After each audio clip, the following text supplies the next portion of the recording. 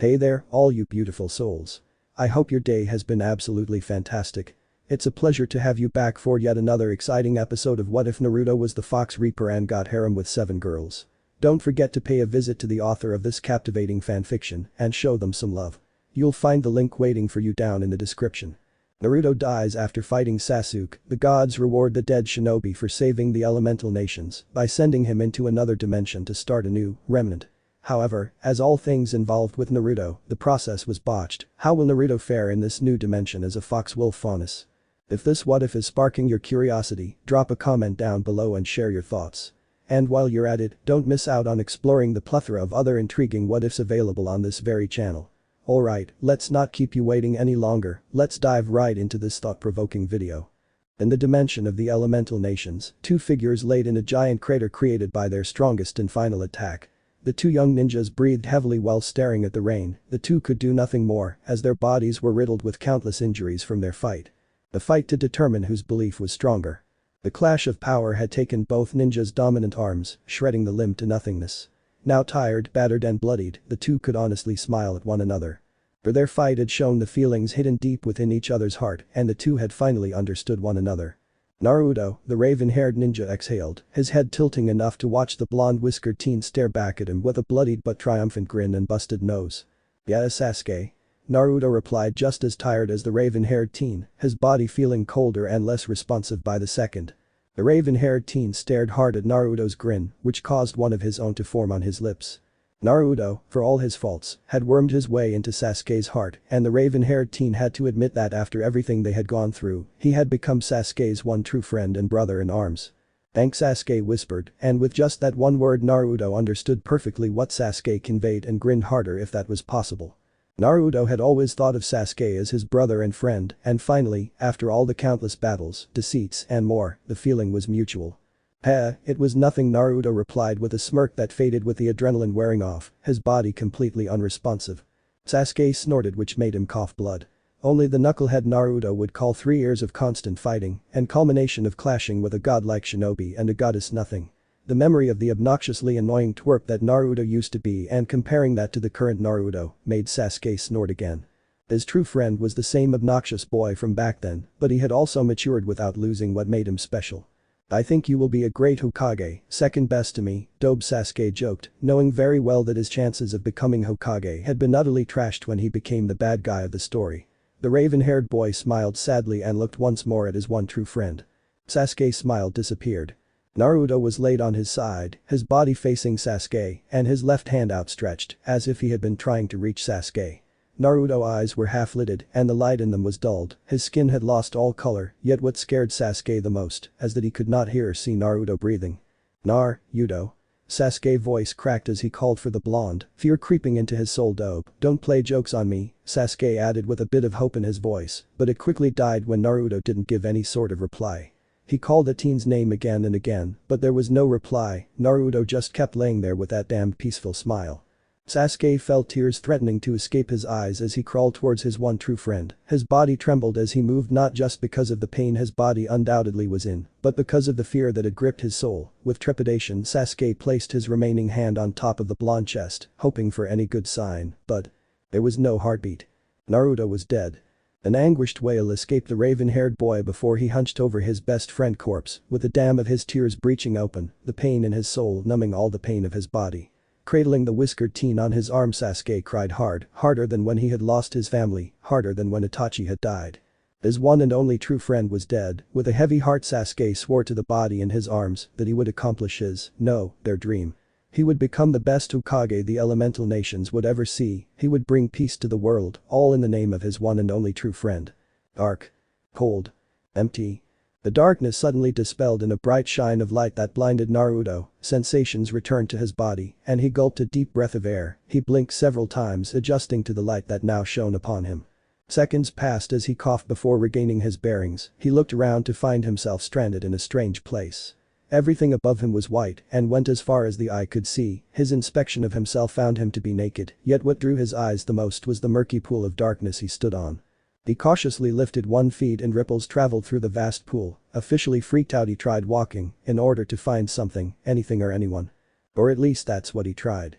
For when he moved forward, he felt he moved forward yet his body had not moved an inch. Frowning, he tried running, only for the same sensation to spike and make him double forward holding his head and nursing the nauseous feeling. The moment he recovered his breath dark tendrils shot from the pool and took hold of Naruto's ankles, he panicked and tried jumping away, but his body didn't move at all, and the tendrils kept slowly but surely sinking him into the murky darkness. The prophecy has been fulfilled, young Naruto Uzumaki, an ominous voice resounded throughout the void, and the power within it overwhelmed the struggling ninja. You've been freed from the destiny set upon you, as such we have decided to give you a new life as reward, it is yours to do as you wish once you're reborn in this new world. Boy. What do you mean new life? Naruto shouted in annoyance as his struggles continued, but no voice responded. Naruto panicked more when he noticed that he was already pulled waist deep inside the pool of darkness. He started struggling harder to no avail, until he had the bright idea of using his shadow clone jutsu. The chakra melded inside him, filling his body with power and burst out. Too late. Everything went black. Goodbye Naruto, thank you. Glinda Goodwitch, right hand of the headmaster of Beacon Academy and one of the best huntresses in the dimension of Remnant, was currently dressed in nothing more than her plain underwear as she prepared for herself for a warm soak in her bathtub after another long day of work. The headmistress walked in front of the full-body mirror in her bathroom and checked herself. She was tall and had an hergless figure that most men drooled for, yet her body was untouched. Frowning at the thought of her singleness, Glinda discarded the last pieces of clothing covering her body and undid the ponytail holding her long blonde hair. She looked at herself one more time in the mirror and nodded satisfied with what she found. With her inspection over she opened the door leading to her private bathtub only to pause. Someone was already inside her tub. The eyes shone with fury as she approached the person intent on giving them hell however, she paused again as she got a clear view of the person. The naked blonde teenager with 3 whiskers birthmarks on each cheek and 2 contrasting silver wolf ears atop his sun-kissed blonde hair. His face was contorted in a tight grimace and both of his scarred arms were crossed over his chest while he trashed in pain. Concern took over her anger and Glinda rapidly levitated the boy with her semblance to inspect his body. She gasped as she saw the numerous cuts that riddled his entire naked body and almost puked when she saw the 2 most prominent and grotesque wounds. One fist-sized hole right in the middle of his chest which she could see all the way through to the tiles of her bathroom and another fist-sized hole on where his belly button should have been. Shocked that the boy was even alive, Glinda ran out of the bathroom, almost tripping on the carpet on her way and dug inside her wallet for her scroll. The technological equipment was found in the rush and she speed-dialed the only person who would be able to help her at short notice. The tone rang for a second before the person picked the call. Hello Glinda. The man on the screen looked away for a second, a very light blush crossing his features. He finished with a slight cough to regain his composure. Osmond, I need help. Now. Glinda roared as she ran back inside the bathroom, turning her scroll she pointed the camera towards the whimpering injured teenager, floating above her tub. The blood dripping from his numerous cuts had since long ago turned the water crimson. Osmond, the headmaster of Beacon Academy, raised an eyebrow at the situation his friend found herself in. He entertained the thought of Glinda harming the teen to that extent for peeping on her, but discarded the thought since there was no way she would be calling for help if that was the case. Treat his wounds as best as you can while the medical team arrives, Osmond replied shortly and cut the call. Glinda blew hot air, looking at the whimpering teen one last time before looking for anything that could help him. She found the first aid med kit hidden in her bathroom and levitated the injured teen low enough that she could properly treat him. She called forth a clean towel and cleaned the blood coating his limbs first to assess how bad it looked before moving on to the 2 holes in his body. She gaped when she noticed the 2 holes weren't bleeding unlike the rest of his wounds, and if possible, it seemed like the flesh was slowly but surely stitching itself back together. Her mind raced a mile per minute and the only explanation she could come up with was that his semblance was a regenerative type and that was the only reason he wasn't dead from how fatal those wounds were. After cleaning his body from the cuts that had seemingly disappeared, Glinda could do nothing more than continue inspecting the teen while she waited for Osmond's help to arrive. His age could be anywhere in between 15 to 16, he had the 2 silver wolf ears that contrasted with his messy blonde hair, 3 whisker-like marks on each cheek and an athletic build. She blinked, finally noticing the long crimson fox tail hanging from his lower back. How did you get here? Glinda pondered however hurried knocks from the door broke her out of her musings. She wrapped a towel around her figure just before opening the door. The medic team consisted of 3 nurses that rushed to the bathroom, followed shortly by a huge male Faunus with bare ears where human ears should be. Glinda trailed after them and watched as they carried the teen out of her room on a stretcher and closed the door. What the hell just happened? She mumbled. 3 days had gone by since Glinda had found the teen in her bathtub. Ozpin had arranged for the boy to be treated in the Purity Hospital, which was 3 blocks away from Glinda's apartment. The first day had the most hectic one, since she had to explain how the boy had met her and any information she had of the teen. That day she was also kind enough to buy the teen a spare set of clothes, since all he had were the hospital rags that covered nothing. The second day she received the first update of the teen's health and was even more confused than before. He should be dead by all means, were the words of the head doctor treating him, and Glinda could only agree after being given the long list of injuries the blonde had suffered and somehow healed overnight. Now, on the third day, Glinda had been called because the boy was healing miraculously fast and would be awake anytime soon. The elevator she was in pinged and she headed for the room of the blonde enigma, intent on being the first to interrogate the blonde. Imagine her surprise when she unceremoniously opened the door to his room, finding said blonde enigma in the middle of pulling up his boxers, displaying his naked butt to her. And then he turned around. Slowly. "There, could you give me a minute?" he meekly asked as he finished pulling his boxers up and hiding his junk from her. Despite being a grown woman and having already seen his naked body before, Glinda couldn't help feeling slightly embarrassed from the ordeal. With a cough she left the room, allowing Naruto to finish dressing. A few minutes later Glinda entered the room again, however this time she made sure the teen was fully clothed before entering. She found the boy awkwardly sitting at the edge of the bed with the blue jeans and black shirt she had brought for him. She sat on the chair next to the bed and waited for the boy to start. Naruto decided to start things off on the right foot. No, he was not going to count her seeing him naked their first meeting. His memories were intact, and if what the voice had said in that strange white place was true, and knowing his unlucky type of luck, then it probably meant he really wasn't in his world anymore. With that in mind he cleared his throat. "I'm Naruto, Uzumaki Naruto," the blonde started, awkwardly rubbing the back of his head. I have no idea where I am, but I was told earlier you took care of me, so thank you." "I am Glinda Goodwitch," the teacher smiled, her eyes softening for a second. "I was quite surprised when I found you in my bathtub looking like you had seen better days. Can you tell me what happened?" she asked, her voice soft but an underlying stern tone in it. Naruto felt a knot form in the back of his throat. How was he supposed to explain that he supposedly died and revived in a new world because of some god's whims? "It's a long story and I know it'll sound false, but please believe in me," Naruto sincerely said with as much honesty he could in his voice. He knew he was taking a big gamble if he told her the complete truth, but she had been the one to help him, and he owed her that, and maybe, he could start somewhat better in this new world. Besides, if there was something he had learned the hard way was that lying would never get you anywhere, and if the woman sitting in front of him had decided to help him without any prejudice, then he would give her his trust and hope for the best. "It'll depend on what you tell me," Glinda replied, shuffling a bit in the chair to get comfortable. Naruto took that as his cue and started from the very start. He explained his birth and the tragedy that befell his village and his family.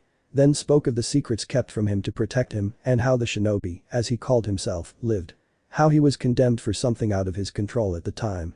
His story took a darker turn when the numerous fights and betrayals kept occurring one after another, the attempts at his life and the beast within him almost escaping several times. Then when everything was finally looking up, the madman that had orchestrated the tragedy of his village and had pretty much been the sole reason of every bad thing that happened to Naruto revealed himself, and with him came the fight with the strongest person Naruto had ever known. Madara Uchiha. He admitted that the only reason they won that fight was because Madara was also betrayed, his power taken away from him by the goddess that had initially granted chakra to the shinobi. Only with the teamwork of his 2 best friends and help of the original sage had the 3 sealed the goddess once more. If only it stopped there, Naruto laughed as he explained his last battle with his best friend. Naruto confidently said he had won the battle but lost his life for it, then he explained what he saw and heard in the empty void before waking up earlier that day to the nurses attending him. Glinda kept her emotions in control for most of the tale. At the start she thought the teen was pulling her leg, but the emotion in his voice and the longing in his eyes as he retold his life were very much real. Over the course of his tale, she had asked short but concise questions that Naruto was easily replied, more of his life and hardships were retold, and Glinda couldn't help being snared by the teen's honesty and willfulness, which slowly but surely won over her heart and allowed her to glimpse the real personality of the shinobi. By the time Naruto had finished his tale, Glinda noticed night had fallen. She pondered over the information she was told as Naruto patiently waited for the woman's verdict. Glinda started, getting Naruto's full attention. "It's an interesting tale, and, as far-fetched as it sounds, I can't help but believe in you." Naruto couldn't hold back his smile. A week passed by in the blink of an eye for the headmistress.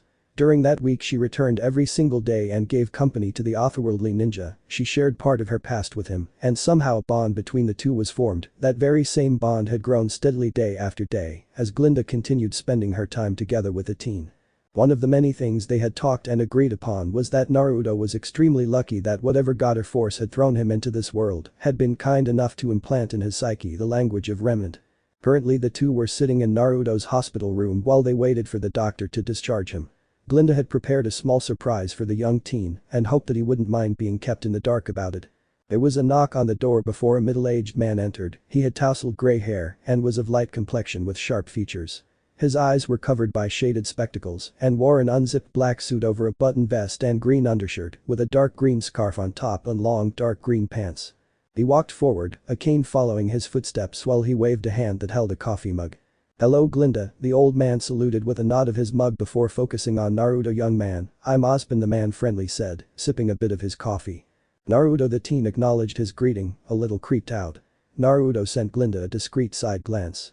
Glinda caught the glance and understanding that Naruto must feel a little weirded out, she decided to skip Osborn's usual theatrics. "Osborn, did you get the?" Osborn interrupted her with a smile as he pulled out a yellow folder from inside his suit before handing it to her. "Yes, Naruto has been legally accepted as your stepbrother," Osborn mirthfully spoke, chuckling quietly to himself when the headmistress visibly sagged with relief. He turned to Naruto again. "May we meet again under better circumstances, young Naruto." The old man bowed his head lightly to the shinobi, then again for Glinda before leaving the two blondes alone. Naruto blinked several times and tilted his head to Glinda. Of all things he was expecting to happen, that certainly wasn't one of them. Not that I mind, but," Naruto trailed off, unsure of how to interpret the older woman's actions. The shinobi could count with both hands the amount of people who had been genuinely kind to him and have leftover fingers, so he was extremely glad that the first person he met in this new world was such a kind woman. "I understand your unease, but rest assured I did it for your own good. There's many things you have to learn from this world, and there's something about you that has caught my attention." Glinda fixed a strand of hair behind her ear. "I believe doing this would help you and also help me understand why I feel attracted to you." "Thank you." Naruto's smile caused Glinda's tense shoulders to relax. The two paid a quick visit to the doctor who had treated the teen before leaving the hospital for good, Naruto owing, as the two walked through the streets of Vale. During the week they spent together, Glinda had taught him various things about the world and the technology of Remnant, yet seeing it firsthand was a novel experience for Naruto.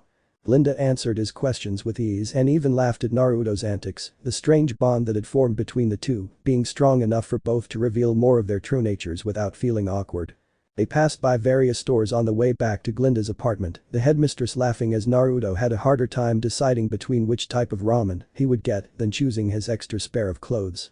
Naruto promised Glinda that once he learned enough about this world and could stand on his own that he would pay back her kindness. Glinda accepted his promise and added that he shouldn't hold back for now and get whatever he wished. There was some hesitation until she showed her bank account to the teen. After that it was smooth sailing, since his expenses barely scratched the tip of the iceberg, that is Glinda's good witch pockets.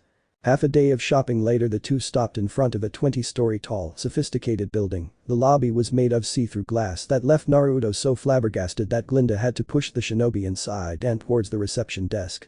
Most of the building's staff were acquaintances of the headmistress and waved their greetings from afar. She returned them with a slight nod and a neutral face, however she had a harder time keeping her poker face under the judgmental stares of the female population, but she managed to keep it up until the two were inside the elevator.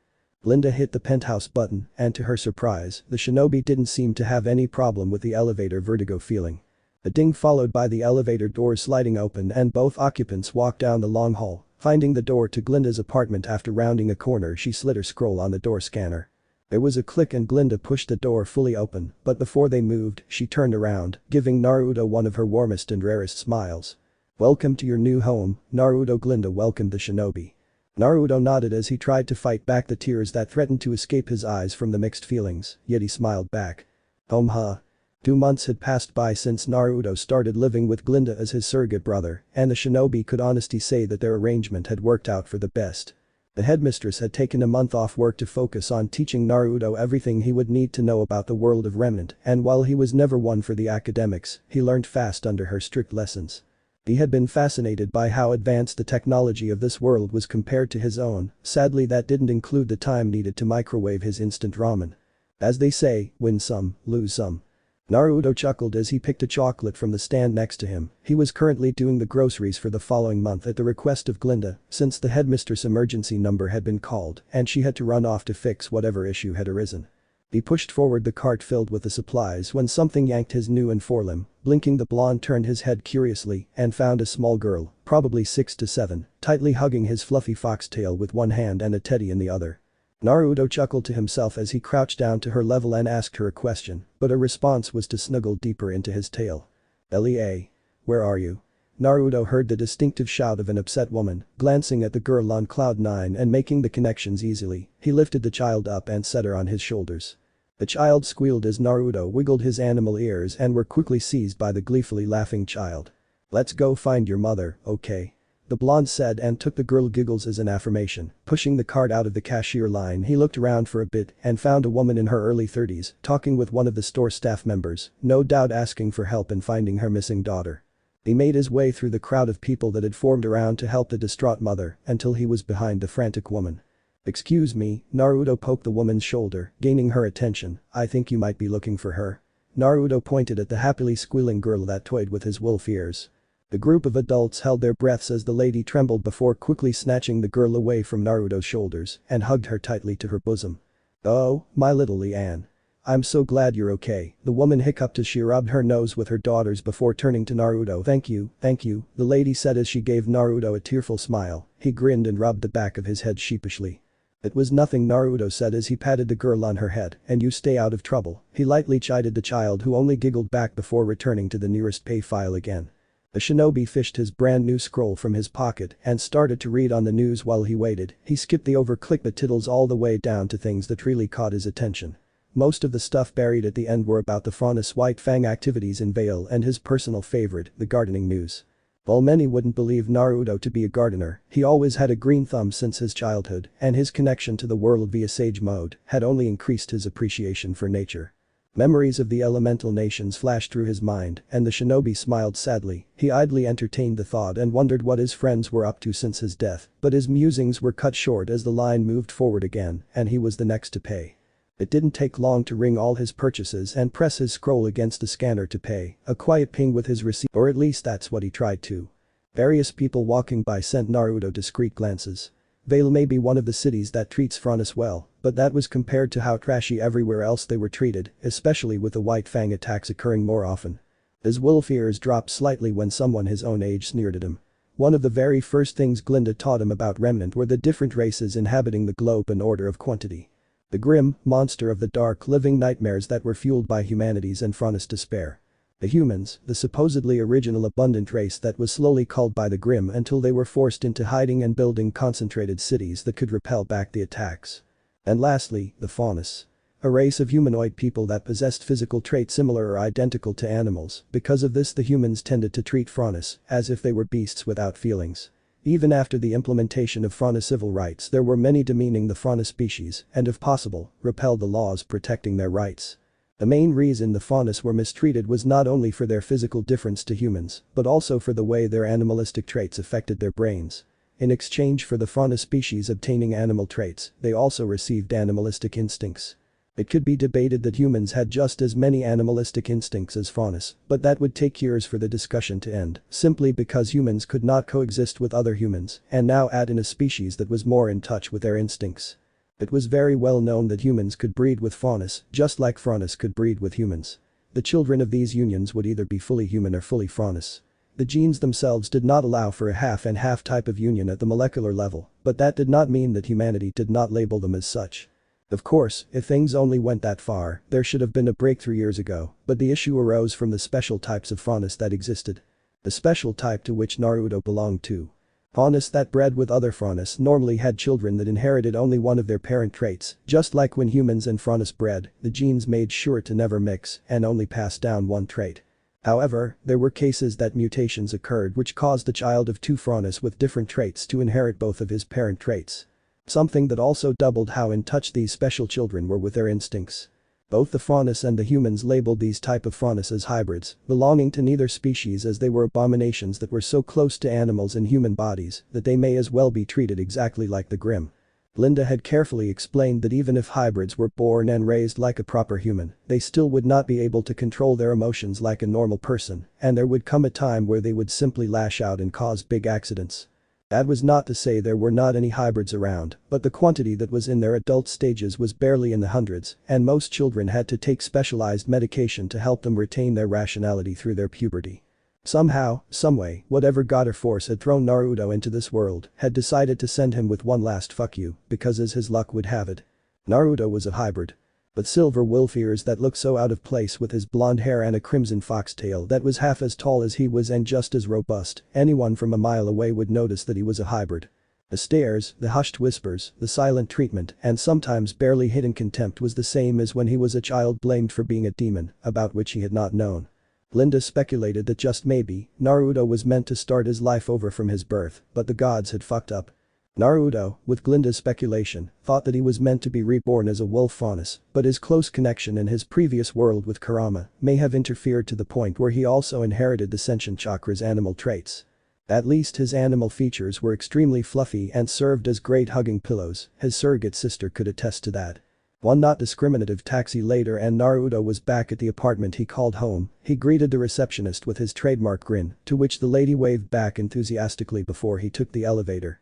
The personnel of the apartment had been initially surprised when Glinda announced Naruto would be living with her, and they had treated him with slight trepidation, but as the days passed and Naruto met more of them, they had quickly warmed up to his natural charismatic nature. The doors opened and Naruto stepped into the penthouse hallway where he was pleasantly surprised to see Glinda about to enter their home. At first it had been slightly awkward living with the older woman, but the two had promptly worked out their differences and found themselves enjoying each other company. So much that Naruto played pranks on her. "Yo!" Naruto exclaimed loud enough to make the headmistress jump in place and level a glare at him as he silently snickered. Naruto approached the glaring woman, laying down the bags by the door entrance before giving her a tight hug that was crossly returned. Fast forwarding 3 months, many things had happened. First, Naruto had started an arduous physical regimen after he found out that his body no longer held chakra, nor could he mold it, instead there were new sources of energy circulating through his body. One was easily identified by Glinda, it was aura, the main energy that everyone in Remnant was born with and manipulated to an extent. The next two were very well known to Naruto yet felt alien at the same time. He could feel both his physical energy and spiritual energy, but unlike in the elemental nations, he could not mix the two to create chakra. The last source of energy within him vastly overpassed all three previous ones and made them feel like a bottle of water next to an ocean. The problem with this last energy was that it felt twisted, corrupted, and dark, almost as if the entire world's hatred had been bundled into a tight ball and shoved into the shinobi's body. Naruto trained harder than when he had first mastered Sage Mode because of the imbalance of energies within him, which led to the discovery that he could access Sage Mode by balancing the world's natural energy with his own twisted one. His continuous training and experimentation with the energies within him allowed him to manipulate the aura within him to the same potential of his lost chakra. His expertise allowed him to manipulate to such an extent that he could physically alter his body with aura. An ability that he quickly mastered and used to hide behind aura both of his Faunus traits. It didn't long after mastering aura that Naruto's semblance was awakened, and with it came many discoveries that were both disturbing and astonishing. Glinda was forced more than once to interrupt Naruto's experimentation with his semblance when he tried to test its limits and caused harm to himself. She tried forcing various promised out of Naruto, but very few were accepted. With how potent and different from the norm Naruto's semblance was, Glinda admitted that it only added more proof to his story of being an otherworldly person. Of course, Glinda was not the only one to learn of Naruto's semblance. Aspen had been informed of the teen's incredible growth, and with the older man interest peaked, he had visited several times to talk with Naruto, but always left with half answers. Glinda, for the first time in her life, had gone against Aspen's wishes and kept secret Naruto's real origins. Thankfully the headmaster always accepted that Naruto couldn't tell him his origins, but eagerly awaited the day he could be trusted enough to know of them. When Naruto felt he hit the final wall in his training and could no longer learn anything by meditating or experimenting at home, he made a request to Glinda which the woman had to run through Aspen first. The headmaster easily accepted the request, something that rang alarm bells in Glinda's mind but could do nothing about except for keeping her eyes on both Aspen and Naruto. After all, it would not be the first time Aspen had a hidden agenda of his own. With his request approved, Naruto accompanied Glinda to her huntsman duties and missions in order to learn what kind of job it was and use the opportunity to train himself in the field. The first mission the two went together was a grim extermination outside of Vale, and when Naruto was given permission to test himself against the monster of the dark, he felt his animalistic instincts flare up to the point they matched his insanity under an unmastered Kurama's tailed cloak. If Naruto had not mastered Kurama's addictive chakra back then, he would have surely lost it and become another monster alike, the ones he killed that day. For the very first time Naruto understood why humans and Faunus were afraid of hybrids. If this was the kind of things they felt when their emotions ran wild, there was no way they wouldn't be discriminated against. It was simply impossible without proper peace of mind and training to go against such raw emotions. Still Naruto pushed through, steadily taming his new animalistic side, and in one of accompanying Glinda to grim extermination missions, let Naruto make a name for himself in the village surrounding the city of Vale. Glinda was pleasantly surprised by how strong Naruto was, and that was without a proper weapon or team to help him. She had very often let him take complete control of the situation as his skills formed the sidelines, and every new mission the shinobi was better and better. She was so impressed that she prepared another surprise to help him become even better in the future. The surprise was given to Naruto on his 16th birthday. Glinda had prepared a simple cake for him that day, and along with it gave him the surprise she had prepared. The weapon. Naruto was so deeply moved by Glinda's attentiveness that he couldn't hold back and gave the woman a strong hug that lifted her off the floor and peppered her cheeks with kisses. Glinda's cheeks had turned red under his emotional outburst that she quietly enjoyed until he led her down to inspect his new weapon. The weapon was a sword, a katana to be exact. An allusion to his previous life. The katana was exactly 100 centimeters long, the handle taking 25 centimeters, and the blade 75 centimeters. Both pieces were black in color, and the sheath was slightly bulkier, since it had room for optimizations, but silver-colored that matched the color of his wolf ears. His excitement overflowed once more, and Glinda was on the receiving end of it until she put her foot down and was forced to use her semblance to throw Naruto against the ceiling, hard enough to make a crack in the material. Although Naruto never was one for the sword's arts, preferring to use his fists, the creatures of the Grim were monsters that without empowering his naked fists with energy he couldn't normally slay, so he trained. His semblance helped him greatly and in no time, Naruto had created his own style that matched his newfound ferocity with the help of Glinda and more exterminations missions. The two had completed so many that word of an unregistered hunter completing missions made its way to the upper echelons of the council, that to avoid any repercussions that may befell Glinda for allowing such a thing to happen, Naruto with Ozban's help had created a fake persona. With the older man's help, Naruto created an outfit that would hide his identity, and he worked non-stop on creating a weapon that he would be able to use as Naruto, and not the fake Menma persona he created that worked with Glinda's weapon.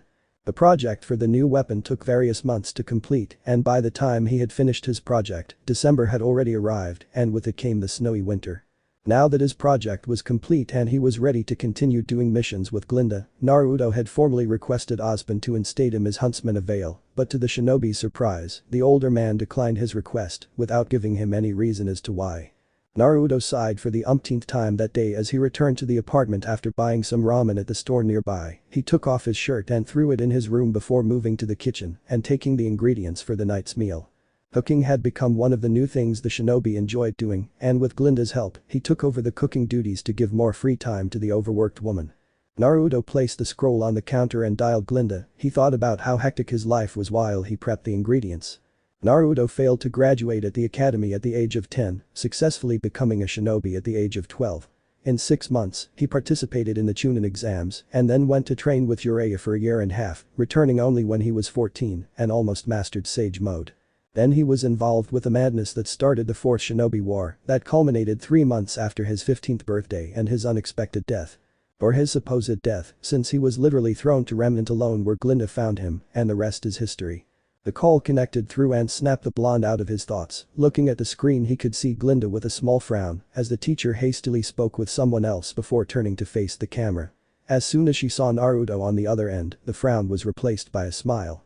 Hey, Naruto greeted with an amused smile as he picked up the scroll. I just got back home and I'm about to start dinner, what would you like? The teacher raised a hand to her chin as she thought over the question. I guess pasta would be good, we haven't had that in a while and she abruptly stopped and the sound of her crop smacking flesh was heard followed by a male pain groan, as I was saying before being interrupted. I also have some very good news, there was the sound of the crop again, followed by a string of curses from the same male voice, and then it went silent, good riddance, I should arrive home soon a short goodbye, and the call was over. Naruto laughed as he prepared the meal, letting his mind wander all over the place. He wondered what could have caused such malicious energy to flow within him and if it was connected with his missing tenant since it felt like Kurama's undiluted chakra but didn't at the same time. Remembering that the giant fox was nowhere to be found within him, Naruto cut that depressing line of thought and moved on to another one. The faces of the various people he had met since his arrival drifted in his mind. Some of those people had become regulars in his daily life, and most of them had taken a shine to him, but there were also some who discriminated against him since they knew of his hybrid status and didn't give him an opportunity to befriend them. Naruto snickered since those that had been too obvious with their discrimination were promptly served their own medicine via Naruto's oldest but most effective tactic. Pranks. Rubber chickens, eggs, flour and white sheets were sufficient to scare any of those assholes enough that they doubted their own shadows. Laughing to himself again, Naruto was startled by the sound of the penthouse door closing. Walking out of the kitchen and down the hall, the teen saw Glinda trading her heels for flip-flops. With a grin he gave his surrogate sister a warm welcome hug which Glinda gracefully reciprocated. "Welcome back," Naruto murmured as he released the older woman. "Thank you," Glinda replied with a faint smile before moving into her room. Naruto went back to the kitchen to keep an eye on the stove until Glinda returned in her home clothes, an off-shoulder white blouse and black shorts that accentuated her cleavage, toned waist and long thighs. She sat by the counter and crossed her legs while she looked at the grinning Naruto. Their usual routine of asking how was the other's day played with Naruto teasing Glinda about her BDSM tendencies when she captured criminals and Glinda firing back with Naruto's savagery made the two laugh. The dinner was cooked shortly after and they moved to the dinner table to eat, continuing their back and forth that made them look more like an arguing couple than brother and sister with how personal their choices of words were. Naruto finished his share first, patting his belly happily as he patiently waited for Glinda to finish. She did at a much more sedated pace. Once done, Naruto took both plates to the sink before returning with 2 glasses of water and sitting in front of his surrogate sister and gave her his complete attention. "Osban has decided to accept your request of becoming an official huntsman." Glinda raised a hand before Naruto could get too excited, "but there are 2 conditions you must complete before he certifies you." Naruto frowned. "Those are? The first is that you will undergo a 1-year probation directly under Osban's orders, and the second is that once that year is over, you will join Beacon Academy for 2 years minimum." Glinda sighed deeply, rubbing her forehead tiredly. "I honestly don't understand why he's making you join Beacon, since you're far above anything that can be taught there." Naruto mulled the conditions in silence, his ability to see beyond the unexpected, allowing to discern Osban's probable thoughts. Since Naruto, and by proxy Glinda, had not told Osban about Naruto's real origin, the headmaster thought of him as an untrustworthy individual. 1 year under the headmaster orders would give enough time for the man to learn about Naruto and decide whether or not the shinobi was someone Osban could trust without knowing of his secret. As for joining Beacon, from what he was taught by Glinda, most huntsmen worked in groups until tragedy separated them or their goals did not match any longer, so the only reason he could think of being sent there was that Osban wanted to find someone who would work with Naruto that was closer to his age. "That's all right, I guess. It's the only way that I can become a huntsman without wasting too much time." Naruto scratched the back of his head sheepishly. "Besides, once I'm in Beacon and Osban sees how strong I truly am compared to others, he'll wish not giving me such foolish conditions, believe it." Naruto grinned. Glinda exasperatedly sighed, but smiled at Naruto's antics nonetheless. She told the teen to wait for a moment while she went to her room to get the folder Osban had given her in case Naruto accepted. On her way back, she passed by a cabinet that contained her alcoholic beverages and without thinking much picked one of the strongest ones out. She placed both the bottle of alcohol and the folder on the table, the latter which was slid towards Naruto, while Glinda served her first glass. Glinda knew the contents inside the folder and they were the reason she downed her glass in one go before serving herself more as Naruto read its contents. If Naruto accepted Osban's conditions, he would start working under Osban the very next day, his first mission leading him to Vacuo to investigate some newfound ruins in the desert. Her second glass was downed, the liquid burning down her throat as Naruto finished reading and anxiously looked at Glinda's flushed face. "I'll miss you," Glinda slurred, her low alcohol tolerance working against her. "I don't want you to leave." The boy she had grown extremely fond of and lived together with for the past 10 months was leaving so suddenly. All the memories they shared, the missions, the meals, the pranks, the mishaps, they all would stop. Naruto looked down sadly. "But I know I can't stop you," Glinda whispered as she nursed her third glass. The alcohol had completely crumbled the wall protecting Glinda's emotions, her feelings rising to the surface, making the normally strict woman tremble. "I only ask that once this is all over you return safely to me." Naruto's heart throbbed painfully, but his resolve was set. If he wanted to pay back for everything that Glinda had given him and find his own place in this new world, then he would need to do this. "Can you promise me that?" Glinda nursed her fifth glass as Naruto moved to sit beside her and half-hugged Glinda before taking the glass from her hands and drinking what would have been her sixth shot. His face scrunched as the strong liquid burned his throat, but Naruto endured it after a second of discomfort. "It's a promise." "Thank you," Glinda nodded, her trembling stopped as she burrowed deeper into Naruto's half-hug. At night the two blondes spent it cuddling together, sitting on the chairs and falling asleep in their uncomfortable position, yet neither cared for that. The next morning, Naruto stood by the door with a big suitcase beside him and a small backpack slung across his shoulder. He was dressed in a black polo shirt with a swirl on his chest, blue faded jeans and checkered Vans. Sullenly clinging onto him was a disheveled Glinda. "Take care," Glinda whispered sadly as she hugged the shinobi tightly. "Yeah, you too," Naruto murmured and embraced Glinda, giving her a kiss on the cheek before he separated from her and steeled his resolve one more. Another one-year training trip, but unlike the last one. He would be truly alone.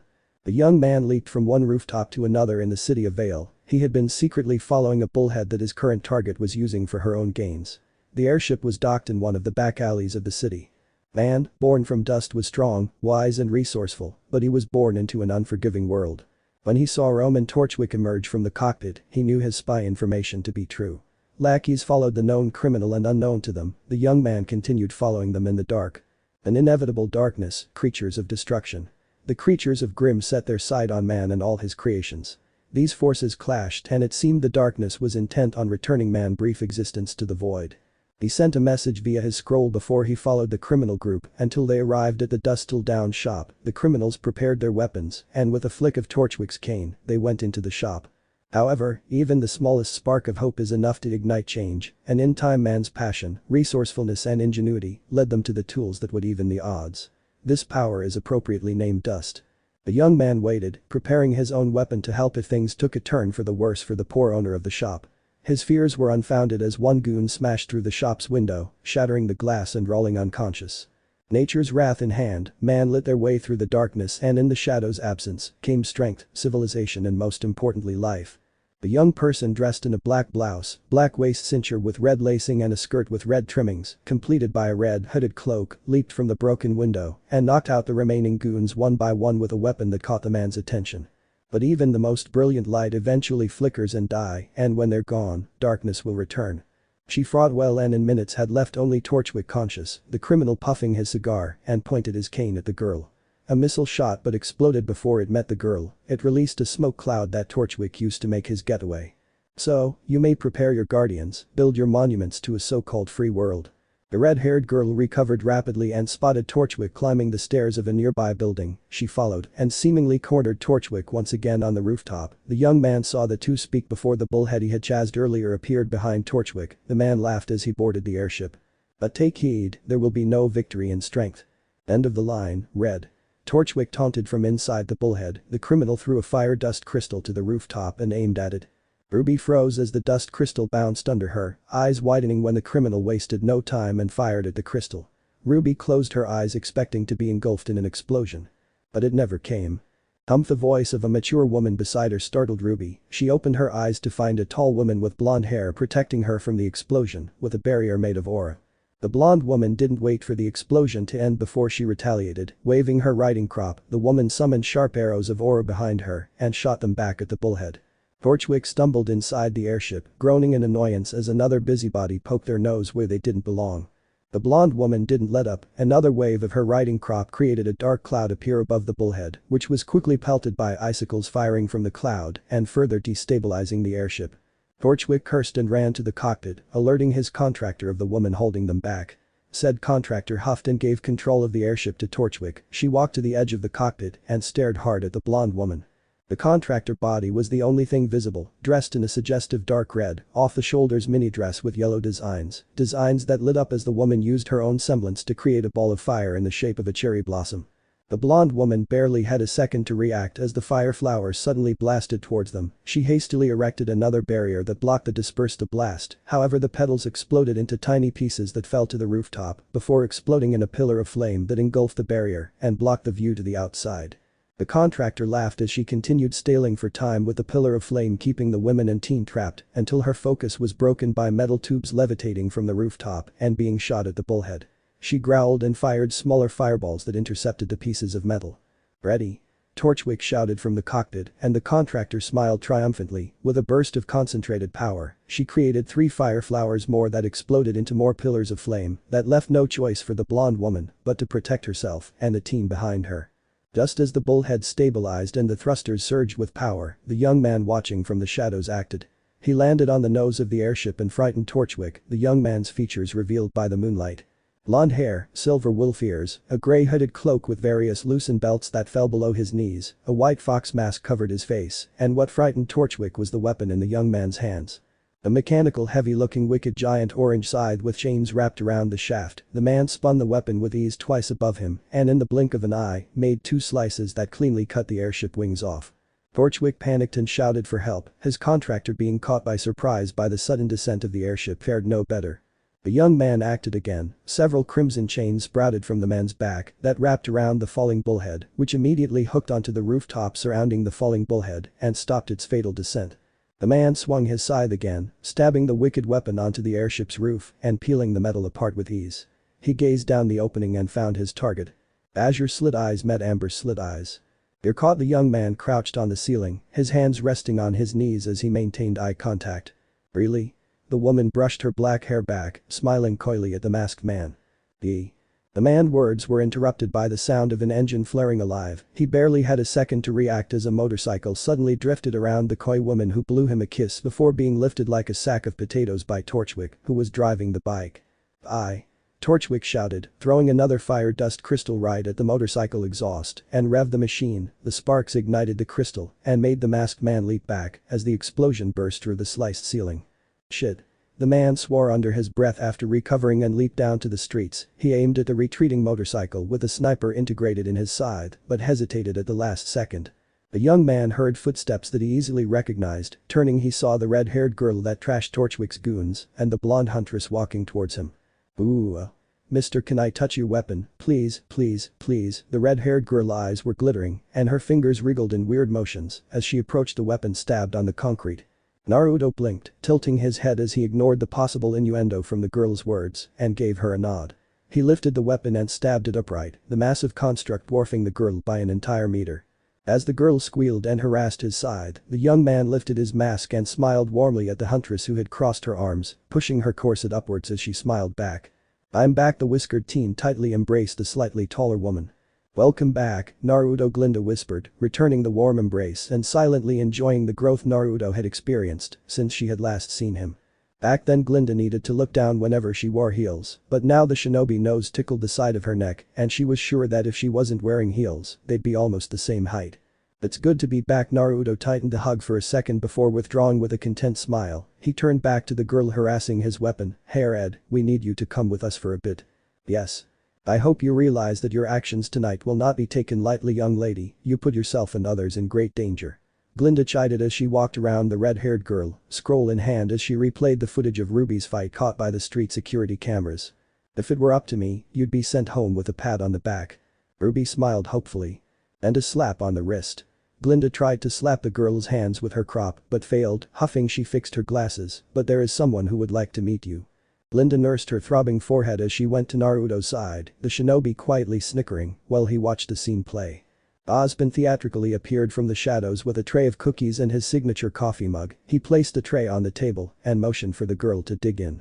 "Ruby Rose, you have silver eyes," Ozpin commented, leaning his face slightly to watch the girl's eyes before sitting down and crossing his arms. Ruby shifted awkwardly in her seat. "Where did you learn to do this?" Ozpin asked as he pointed at the scroll replaying the footage of Ruby's short fight. "Signal Academy," Ruby replied, examining one of the cookies. "They taught you how to use one of the most wicked weapons ever designed?" Ozpin asked, concerned that the villages outside the safety walls were driven to the point of teaching how to use one of the most effective weapons for culling Grim. "Well, one teacher in particular," Ruby replied, awkwardly taking a bite of the cookie.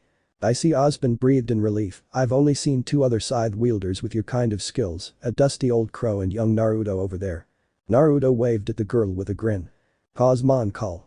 Ruby chirped, swallowing the piece of cookie she had eaten. "Sorry, Crow's my uncle. He's a part-time teacher at Signal and I was complete garbage before he took me in." She bashfully smiled.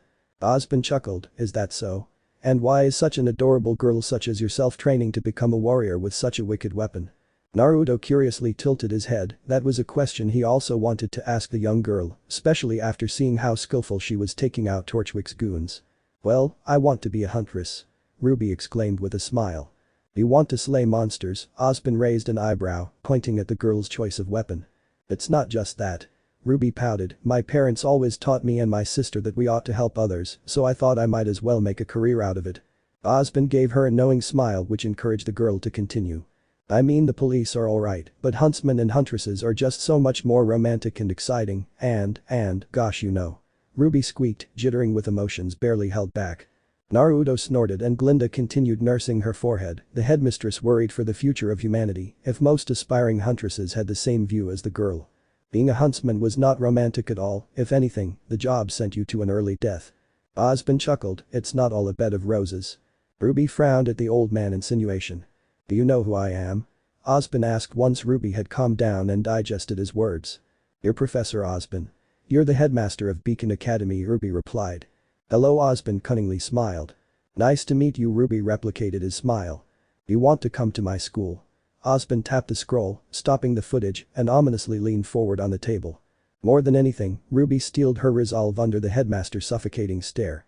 Seconds passed before Osmond eased the pressure he was exerting and leaned back with a satisfied smile. The older man glanced at Glinda and Naruto. Glinda rolled her eyes and looked away, crossing her arms in clear disagreement, while Naruto gave a curt nod. Osmond chuckled to himself, with the democratic vote being 2-1, he smiled at Ruby. Well, consider yourself approved. Really? Really? Just like that? Yes. Yahoo! Ruby gleefully shouted, jumping from her seat and triumphantly danced around the room. While the girl cheerfully danced, Osmond approached his two co-workers. I do not like this, Glinda instantly spoke once the man was within earshot. Give her a chance, she will surprise you, Osmond chuckled. Welcome back, Naruto, how was your journey? Naruto scratched his cheek but spoke with a serious tone, a lot of things happened and we're going to have to sit down and have a long chat about all of what I saw. Osmond nodded, and your thoughts on joining the academy? Naruto crossed his arms, after seeing so many things out there I don't think it's such a bad idea anymore, but I won't stay there for long. That's more than I can ask, Osmond gratefully replied, would you kindly escort Miss Rose while I finish the paperwork with Glinda?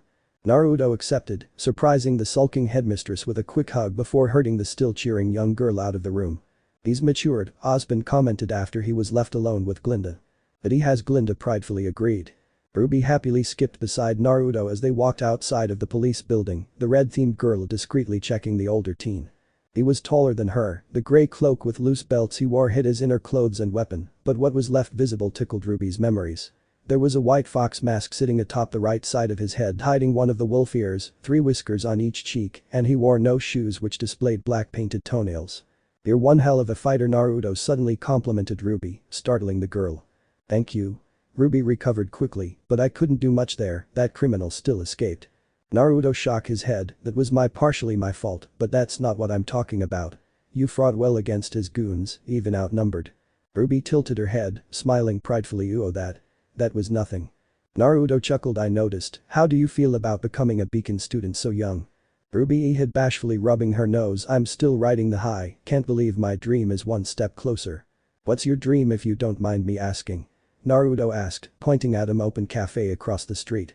To become a huntress like my mother used to be, Ruby fondly smiled, recalling the faint memories of her deceased mother as the two entered the cafe and sat at a table near the windows. Naruto noted the girl using past tense, she must have been one hell of huntress if you're this strong at your age. Ruby gleefully smiled at the compliment to both her and her late mother. She was. Her dream was to one day vanquish the Grim and let humanity prosper together once more. Naruto was hit by a wave of memories of his younger self having a similar dream, an admirable dream, one I'm sure we can make reality if we all work together. He asked with a knowing smile. Ruby's smile widened more. If possible, yes, that's exactly it. How do you know? Just a hunch, Naruto chuckled, ordering 2 iced coffees and strawberry shortcakes. Ruby's brain suddenly clicked and her eyes widened as she finally recognized a person sitting in front of her. You're the Reaper. Naruto snorted amusedly, what could possibly give it away? Ruby blushed aside. Then your features, I'm so dumb it took me so long to recognize you. Well, it's not like you have seen me before, so don't be too hard on yourself. Haha, right, could I, have your autograph? Ruby shyly asked. Even as far away as Signal was from Vale, the stories of Menma the Reaper were told. How one young huntsman had successfully solo cleared over 500 extermination missions in 1 year, culling the Grim with his wicked weapon for breakfast and saving damsels in distress for dinner.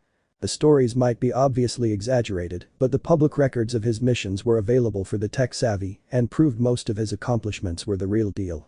To think that she would one day be sitting with the famous Menma the Reaper, conversing about her dreams and complimenting her while they ate cakes, had suddenly become her reality. The young girl could do nothing but make the best out of her situation.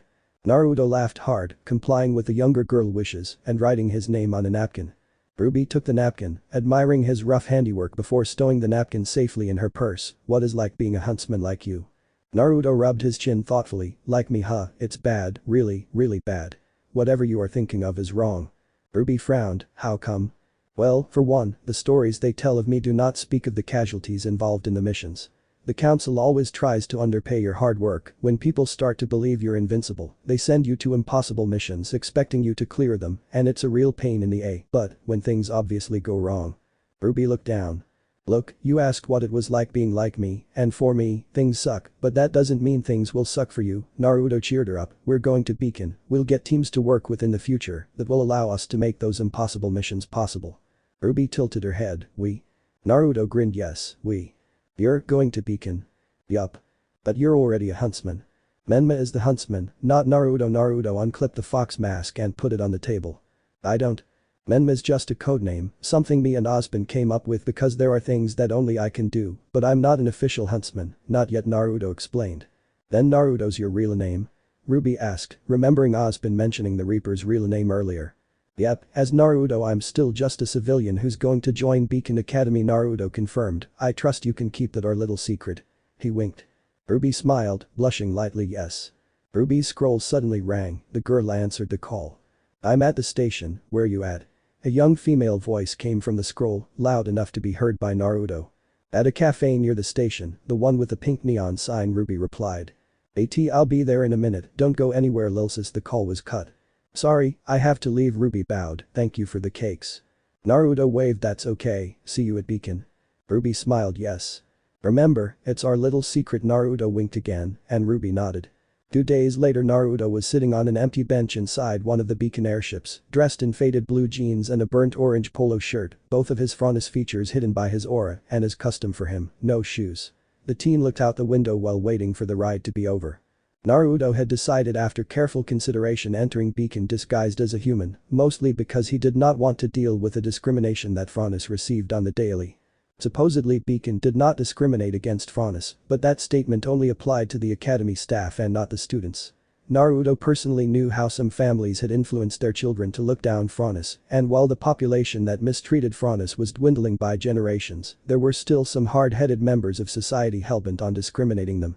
His thoughts were interrupted by 2 bickering girls near his bench. He glanced over and was surprised to see Ruby and a taller girl with messy long blonde hair, with lilac eyes dressed in a tan vest over a yellow crop top that accentuated her bust and black shorts held by a brown utility belt, decorated by what resembled an asymmetrical pleated skirt over the back. Naruto had been about to wave at Ruby when another blonde, a male, suddenly rushed past him, and Naruto watched as the guy puked into the airship bin, scaring away the rest of the would-be students. The puking guy was dressed in a black hoodie, covering his forearms were reddish-orange sleeves, over his hoodie was a white chest plate and shoulder armor, blue jeans with 2 belts, one for his pants, and the other a utility belt that also was for the sword strapped to his side. If Naruto recalled correctly, that kid was John Arc, the grandson and son of the best huntsmen of their respective generations. He had seen the father of the boy in some of his missions, and if John was anything like his father, he was bound to become another strong warrior. His attention was disrupted by the airship hologram screen turning on. A pre-recorded flowery message by Glinda played where she welcomed the new batch of would-be students and announced they would be arriving shortly. Naruto gladly stood up from his seat, stretching his joints and moved closer to the hatch in order to be one of the first to leave the aircraft. He wasn't the only one with that idea because leaning against the wall next to the hatch was a girl of light olive complexion, long wavy black hair and a black bow that looked like cat ears. Her body was slim but stacked in the right places, which were further accentuated by her choice of dressing. Black-heeled boots, black stockings that faded to purple past her knees, a tight short zipper-lined white short, a button vest open below her breast with coattails at the back. Under the vest was a sleeveless undershirt that exposed her midriff. Naruto easily recognized the girl, having seen her and crossed blades with her when the White Fang were involved in his mission. He walked closer to her and waved, which gained her attention. The girl tilted her head, not recognizing at first, but then ribbon wiggled lightly as her nose twitched and eyes suddenly widened. Blake started, but Naruto put a finger to his lips. He motioned to the would-be students around them, and Blake understood that he did not want to make a scene.